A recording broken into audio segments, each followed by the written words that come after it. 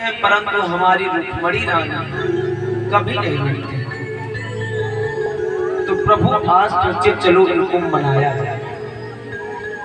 सज्जनों कि कैसे रूठा जाता है उनको मनाने के लिए। चल देखिए आज मैं इनको जब तक रूठा के नहीं मनाऊंगा तब तक मुझे चैन नहीं आएगा। भगवान चल दिए और जब वहां पर पहुंच गए तो बोले देवी जी एक बात बताओ। बोले क्या? बोली आपने मुझसे विवाह क्यों किया? अब जब इतना बात रुक्मिणी जी ने सुना तो रुक्मिणी जी के होश उड़ गए, फिर भी कुछ नहीं बोले और पंखा लेकर प्रभु के सामने पंखा करने लगे। फिर थोड़ी देर बाद देखे कि शायद क्रोध में तो नहीं गए, रूठ तो नहीं गए। देखने लगे प्रभु परंतु रूठी। और थोड़ी देर के पश्चात प्रभु बोले देवी जी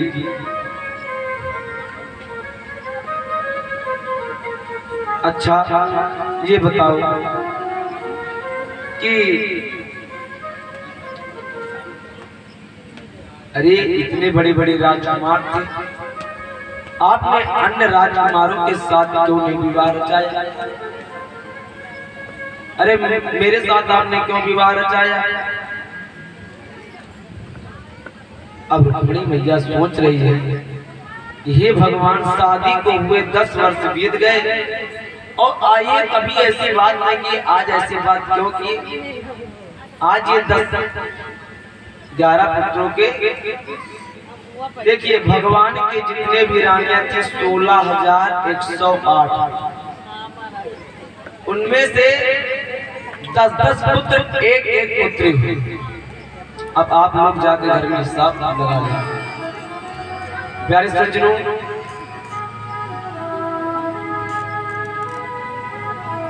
तो रुक्मिणी जी सोचती हैं अभी तक तो कभी नहीं ऐसा प्रश्न किया, आज ऐसा प्रश्न क्यों कर रहे हैं? फिर भी रुक्मिणी जी कुछ नहीं बोली।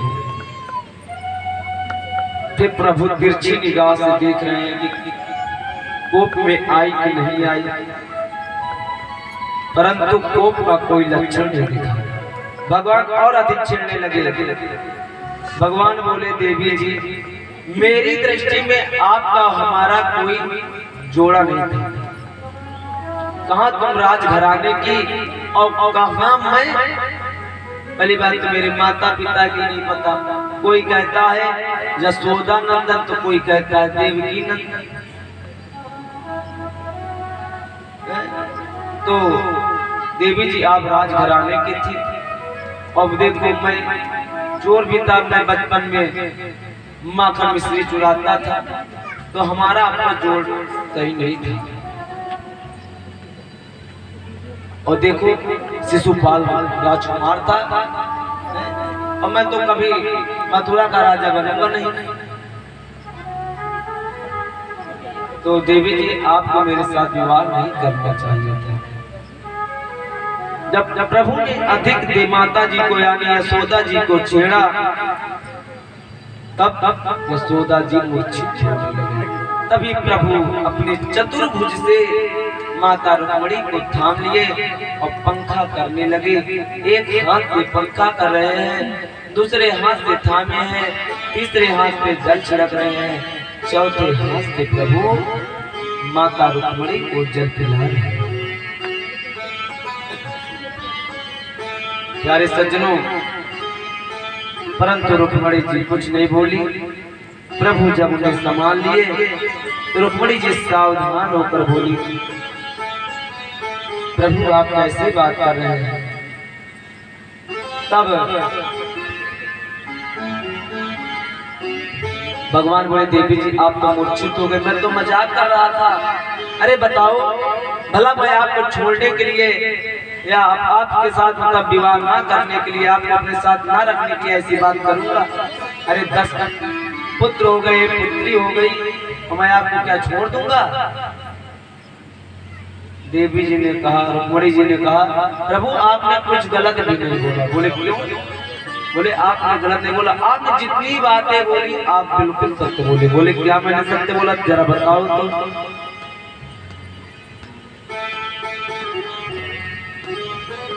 मैंने क्या सत्य कहा?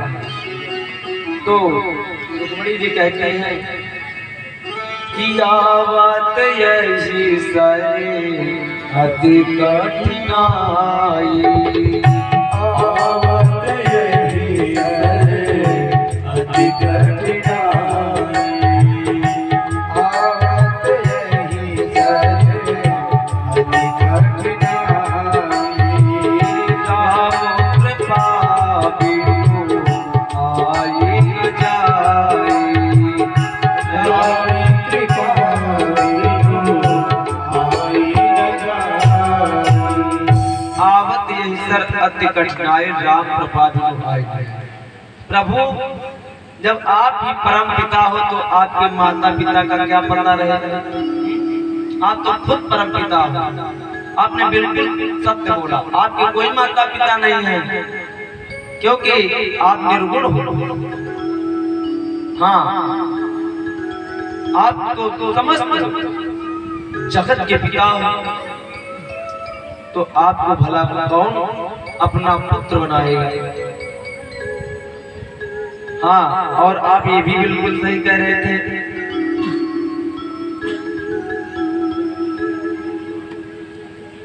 कि आपको जानना होता, मैंने आपको पहचान नहीं पाई। हाँ, ये भी बात बिल्कुल सही है भाई। निर्गुण निराकार को कौन पहचान सकता है? आपकी पत्नी ही माया है तो आप माया को कैसे पहचान सकते हैं?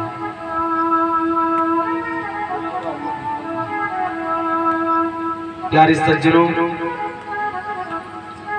इस तरह भावार्थ जब देने लगे तब प्रभु बोले वादेवी आपने बहुत ही सुंदर प्रश्न ये मेरे जवाब दिए। और प्यारे सज्जनों, समय ऐसे बीतता रहा कि एक दिन प्रभु रुक्मिणी जी के साथ बैठकर आनंद ले रहे थे। तभी नारद जी नारायण नारायण करते हुए आ गए और जब नारायण नारायण करते हुए आए तो बोले बताओ देवी जी। नारद जी बहुत दिनों के बाद आए। तब भगवान ने कहा नारद जी कहाँ थे इतने दिन तक? बोले प्रभु मैं इस समय कहीं पे आता जाता था, बस आज दोनों का दर्शन करने की इच्छा हुई इसलिए मैं आ गया। अच्छा दर्शन कर लो आराम से। जब दर्शन किए तो प्रभु के लिए एक पारिजात का पुष्प लाए थे और प्रभु को दिए भेंट। और जब प्रभु को दिए तो बोले प्रभु इसे अगर आप माता रुक्मिणी के बालों में यानी केसों में लगा देते तो बड़ा ही अच्छा लगता। प्यारे सज्जनों, माता रुक्मिणी के बोले कि उनके केसों में लगा देते तो बड़ा आनंद आता। प्रभु ने लगा दिया और जब प्रभु लगा दिए तो क्या हुआ? सुदामा मौका पा गया। बोले प्रभु कहते हम बड़े आनंद से रहते हैं, आज मैं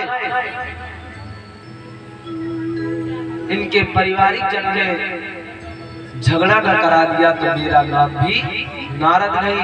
नारद यही सोचकर इधर दूध लगवा दिए और उधर सत्यभामा के पास पहुंच गए। बोले देवी जी आप एक दिन कह रहे थे कि आपको स्वर्ग घूमने का मन बहुत कहता है परंतु प्रभु आप भूले नहीं जाते। बोले हाँ। बोले अच्छा? बोले हाँ स्वर्ग तो है बहुत सुंदर। आज मैंने वहां से एक पारिजात का पुष्प लाया हूँ और देखो प्रभु को मैंने भेंट दिया और प्रभु ने तुरंत माता रुक्मिणी के केसों में लगा दी। देखो कितना सुंदर लग रहा है। अब तो सत्यभामा क्रोध में आ गई। सत्यभामा कहने लगी कि आप प्रभु के लिए रुक्मिणी ज्यादा की। जाके वो भवन में बैठ गई। प्रभु पहुंचे, बोले क्या हुआ देवी? बोले कुछ नहीं। बोले चलो कोई बात नहीं, जब कुछ हुआ ही नहीं। बोली आप कपटी है। बोले मैंने क्या कपट किया? बोले आपने यही कपट किया कि जब नारद जी ने पारिजात का पुष्प लाए तो आप उसे जो बड़ी जी के ही केसों में क्यों लगा दिए? अरे मेरे भी केसों में लगा सकते थे। और आपने एक दिन बोला था कि मैं आप मुझे स्वर्ग में ले जाएंगे दर्शन कराने के लिए, घुमाने के लिए, और आप ले भी नहीं गए। बोले देवी ठीक है, तैयार हुआ, हम आपको लेकर चले गए। प्यारे सज्जनों, आज प्रभु देवी सत्यभामा को लेकर पारिजात का वृक्ष दिखाने तथा उसका पुष्प लाने के लिए ले गए। और जब वहां पे पहुंचे तो क्या हुआ? इंद्र ने प्रणाम किया। इंद्र बोले आइए प्रभु, आपका स्वागत है, बड़े दिनों बाद आए। बोले प्रभु मैं आपके लिए क्या कर सकता हूँ? प्रभु बोले एक काम करो। बोले क्या? बोले कि आपके यहाँ जो पारिजात का वृक्ष है कुछ दिनों के लिए मुझे दे दो, मैं इसे अपने द्वारिका पर लेकर जाऊंगा। बोले ठीक है गुरु, ठीक है प्रभु आप ले जाइए। परंतु इंद्र की पत्नी ने प्रभु इंद्र को आंख दिखा दी, कहाँ दे रहे हो? कोई भी आएगा आप जिसको जो मन कहेगा दे दो, किसी को नहीं देना है। तो इंद्र मना कर दिया, प्रभु मैं नहीं दे पाऊंगा। प्रभु बोले कैसी बात करते? अभी बोले कि ले लो, अब कह रहे नहीं दे पाऊंगा। प्रभु बोले मैं लूंगा। इंद्र बोले प्रभु मैं नहीं दे पाऊंगा। इंद्र बोले प्रभु अगर आपको लेना है तो मुझसे युद्ध करना पड़ेगा। प्यारे सज्जनों, युद्ध जैसे छिड़ने जा रहा था, युद्ध होने लगा तो माता पहुंच गई और गुरु बृहस्पति जी भी पहुंचकर उन्हें समझाए और प्रभु को पारिजात का वृक्ष लाने को दिए और प्रभु अपने घर अपने लाए और तुरंत उसे जाकर स्वर्ग में स्थान रख दिए। बोलिए भक्त वत्सल भगवान की जय। प्यारे सज्जनों, परीक्षित जी महाराज बोले भगवान निसंदेह भगवान के चरित्र सुनने में मुझे अत्यंत आनंद आता है, बड़ा ही सुंदर लगता है। परंतु आपने कई बार बोला कि बोलो दीनबंधु भगवान की जय। तो दीनबंधु भगवान आपने जब प्रभु को बोला तो कोई दीनबंधुता का परिचय तो दीजिए। अगर प्रभु दीनबंधु हैं तो कहाँ हैं, कब है, कैसे है? तब श्री सुखदेव जी को याद आया। बोले हाँ परीक्षित जी महाराज आपने बड़ी उत्तम बातें पूछी, ध्यान से सुनो। कृष्ण कृष्णस्यासीत सखा कश्चित् ब्रह्मणो निमित्तम विरक्त इंद्रियार्थेषु शांतात्मा जितेन्द्रियः। परम भगवत श्री सुदामा जी का परिचय देते हुए श्री सुखदेव जी कहते हैं परीक्षित जी, श्री कृष्ण जी के परम प्रिय अभिन्न हृदय के मित्र महाराज श्री सुदामा जी की श्रेष्ठ सखा सुदामा जी की विशेषता विशेष अर्थ के साथ गिना है। सुदामा जी का मूल परिचय दे रहे हैं। और सज्जनों, प्रभु को बताए कि प्रभु ब्रह्मणो ब्रह्म विद्यमान, अनेक प्रकार के प्रभु का विशेषण लगाते हुए कहते हैं इंद्रियों को अपने, इंद्रियों जो जितेंद्रियां इंद्रियां हैं सबको अपने दूर रखते हैं, माया से कोई प्रेम नहीं रखते हैं, धन की कोई कामना नहीं करते हैं, कई प्रकार की बता रहे हैं। जिसका चित्त कभी अशांत नहीं रहता, ऐसे प्रशांत आत्मा है। आगे विशेषण की क्रिया भी कर दिए जितेंद्रिय। अब इसी तरह परिचय दिए श्री सुखदेव जी महाराज बोले कि इनकी एक परम सुशील पत्नी थी जिनका नाम था सुशीला।